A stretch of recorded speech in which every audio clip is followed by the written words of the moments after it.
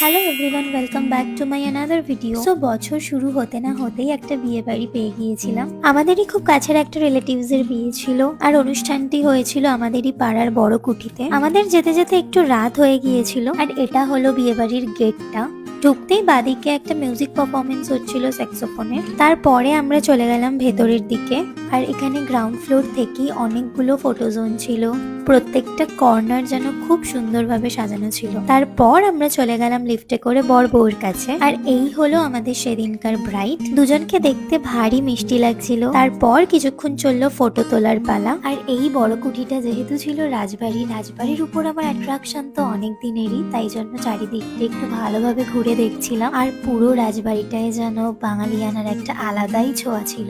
সুন্দর সুন্দর সাবেকি mirror, সাবেকি chair, জানলা, দরজা, সমস্ত কিছুর মধ্যে একটা সাবেকিয়ানার ছোঁয়া। আর তার সাথে ছিল এই সুন্দর সুন্দর ঝাড়বাতিগুলো।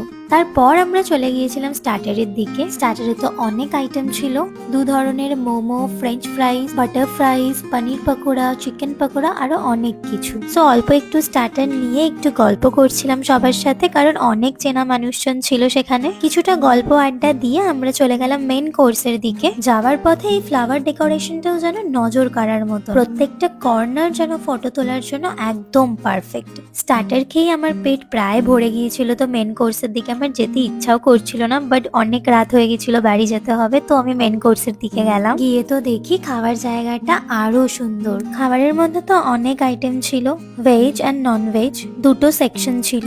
প্রথমেই এখানে অনেক রকমের স্যালাড ছিল, তারপরে ছিল রুমালি রুটি, চিকেন ভর্তা, তো আমি অল্প একটু রুটি আর চিকেন ভর্তা নিয়েছিলাম। আর তারপর ছিল পমফ্রেট, যেটা আমার বোনের দুজনেরই খুব ফেভারিট। আর তার সাথে ছিল রাইস অ্যান্ড মাটন। তো সবকিছুই অল্প অল্প করে আমি নিয়ে নিয়েছিলাম, যেন বারবার আর উঠতে না হয়। তারপর আমি চলে গেলাম মিষ্টির দিকে। সন্দেশ, রসগোল্লা, চাটনি, পাঁপড় এগুলো নিয়ে নিলাম। পুরো প্লেট সাজিয়ে একটা ফাঁকা টেবিল দেখে আমরা তিনজনই বসে পড়েছিলাম। আর সবকিছুর মধ্যে চাটনিটা আমার খুব ফেভারিট, কারণ যাই খেয়ে নি না কেন চাটনি না খেলে যেন মনের একটা তৃপ্তি আসে না আমার, তাই জন্য আমি চাটনিটা কখনো মিস করি না। তো আমরা সবাই মিলে খেয়ে দিয়ে লাস্টে নিয়ে নিলাম আইসক্রিম। সব ফ্লেভারের মধ্যে চকলেটটা একটু বেশি ফেভারিট বলে চকলেট ফ্লেভারই নিয়েছিলাম।